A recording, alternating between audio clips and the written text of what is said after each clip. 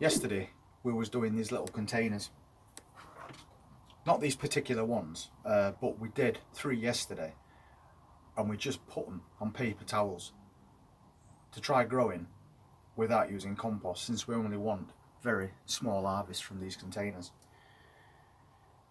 But then later on I did a few more as well, but this time I've done them with compost, just to compare the two.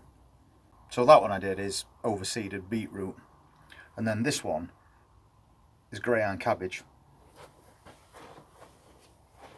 Because, as I was saying yesterday, as long as they're small seeds, you can do these with literally any vegetable that you like. And I'm going to do the same with these ones. Let's be careful when I tip that. They're alderman peas. And as you know, when you get peas, they're dehydrated. So I like to soak them in water overnight, like these, and then they go plump again. That just makes them germinate quicker. So I thought I'm going to do another one today. So we've got 3 on paper towel, and then we've got 3 on compost. And I just like to compare them to see which did the best. And these peas, again, are going to be in this container for quite a short amount of time, because we're not growing pea plants, we're growing pea shoots. I don't know if you've ever had pea shoots before, but they taste exactly like peas. They're really nice, and once again, because it's a mini version of a regular plant, they're packed with nutrients. So as always, a level bed and a good watering. And then it's just a case of sprinkling them on top. I'll show you how overseeded this tray is, so you can see to the extent of how many peas we're putting in here. And then we need to spread them out like that. They don't want to be stuck on top of each other.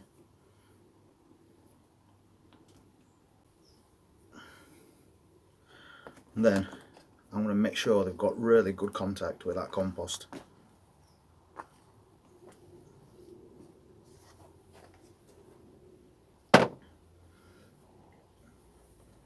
And we're done. So we've got 3 more there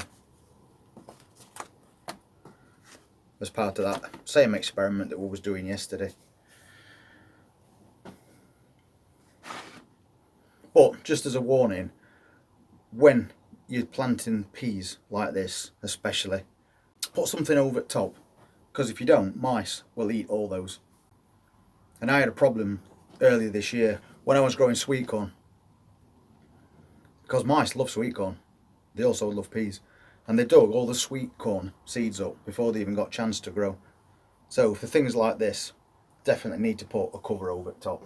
And another thing with these peas, if you did them on any scale, you can weight them down.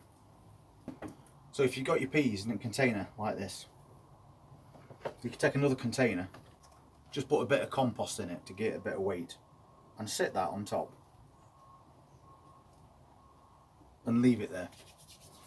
And because there's so many peas inside this container, as they germinate and the shoots start to grow, they will lift that tub up. And there's 2 reasons for doing that. The first one is because they're covered, they're not going to be green. They'll just be a white stem. And as they're pushing up this straight, all the pressure is going upwards, so you get really good straight pea shoots. And then once they get to a couple of inch high, take that off, and within a day all those pea shoots will turn green, and then they're ready for harvest. You just cut the tops off, and once again you've got a lovely little garnish. So if you've never tried pea shoots before, definitely give those a go. And then I'll weight them down with one of those trays once I've seen that they're germinating, and then you'll be able to see just how straight these shoots are. Because we've now got this bigger tray, we can just pop all of them inside here. This one tray will hold 8 different types of these microgreens. So 8 different varieties, all in this small area. So you can just pick and choose what you want. And you could make one of these and then 5 or 6 days later make up another one, maybe with different varieties again. So you've got quite a big choice of highly nutritious microgreens to choose from, and you can just take a few of each if you want, let the others just grow on for a little bit longer, and then harvest them all and then replace it with the new batch that you've already sowed. And if you've got any old pieces of plastic or glass, you can just pop that over the top, and something like that is perfect for keeping those rodents out of your trays until they've actually started growing.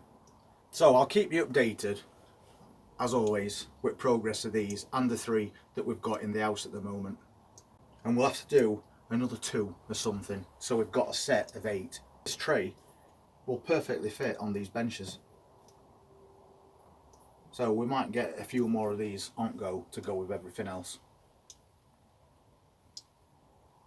Anyway, it's 101 in here now, so I'm going to pop inside, as I said, and check those other plants.